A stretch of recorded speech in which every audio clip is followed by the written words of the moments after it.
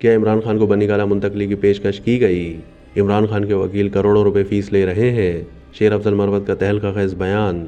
Toshakhana case में इमरान खान के वकील फैसल चौधरी का कहना है कि इमरान खान ने बताया है कि उन्हें डील की पेशकश हुई थी।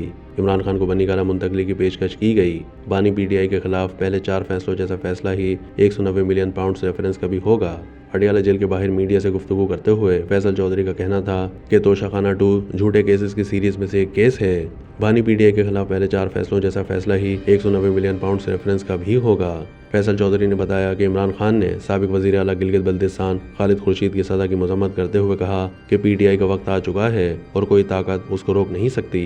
पाकिस्तान तहरीक इंसाफ के रहनुमा शेर अफजल मरवत ने बानी पीटीआई के जेल में रहने पर अखराजात के हवाले से मीडिया के नुमाइंदों से बात की है। इस्लामाबाद में सहाफियों से गुफ्तगू करते हुए पाकिस्तान तहरीक इंसाफ के रहनुमा शेर अफजल मरवत ने कहा है कि बानी चेयरमैन पीटीआई के एक दिन जेल में रहने पर हुकूमत के लाखों रुपए खर्च हो रहे हैं।